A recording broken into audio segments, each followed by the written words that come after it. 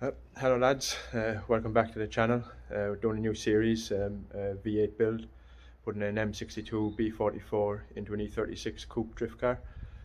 Probably do it over a few episodes, a couple of different parts, try to do as much detail as possible.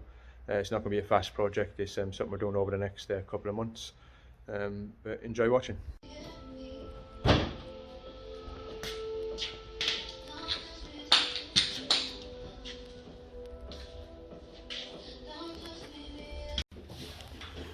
Currently about to remove the 2.5 M50.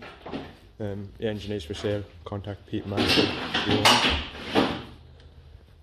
Ready for the V8. So first issue on the V8 build, the subframe that was given with the plates for the engine mounts. It's an E36. These holes are 5mm difference, so didn't realise an E46 was different compared to the E36, so the holes are closer together, so this won't mount on the E36. So we'll have to modify the E36 one with the same type of plates that's on the E46 one.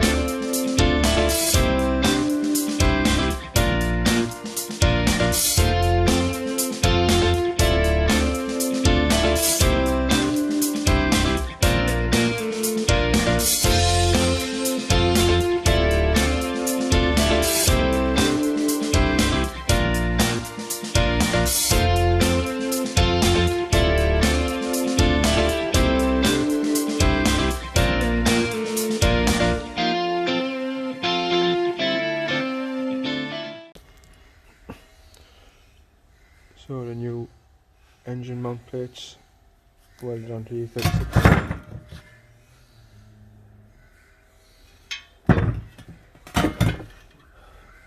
These normally come with the kit when you buy an adamant sump kit, but we just made them.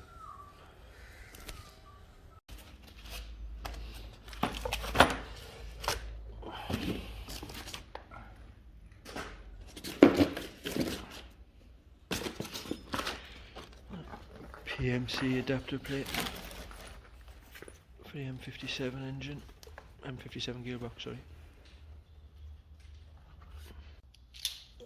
So this is the Pmc flywheel. It's very light,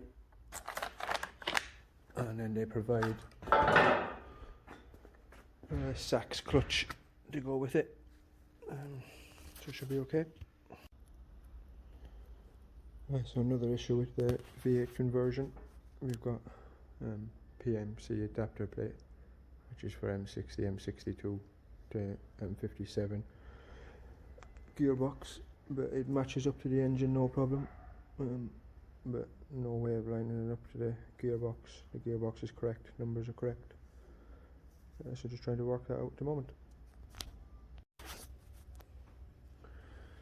So as you can see, that's the adapter. But nothing lines up, no holes. It sits on the engine fan.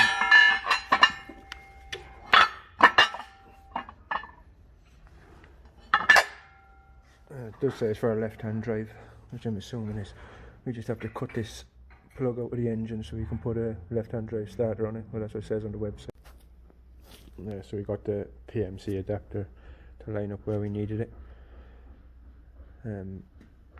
Kept on thinking it needed to go down here, the starter, but obviously the starter is up here, so it's just a matter of fiddling around and getting it to line up in the right place, but that's where it needs to be.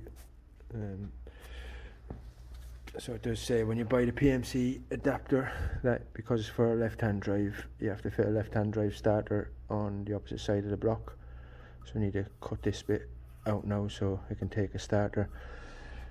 We have some starters that came with the engine.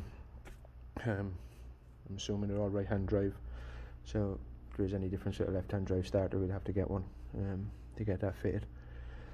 But at the moment now, we're going to get that drilled out, cut out, and we can fit the box up and maybe get the engine fitted into the car for a test fit.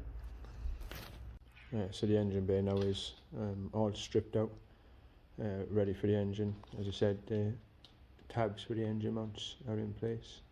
That's to obviously move the engine forward with the sump kit to clear the steering rack. We've removed any unwanted pipes, removed the ABS pump as well, because that wasn't connected anyway. So it's just a matter now of getting the engine and gearbox together, and once we've done that, we can stick it into the car. So that's it for today's episode. Just need to source a few parts now. Need a wire loom, starter, just to move on with it. But in the next episode, we'll be fitting the engine into the car, having a look at the exhaust, and seeing what we need to do about a prop shaft and so on. So thanks for watching. Remember, if you're watching, to subscribe and like the videos.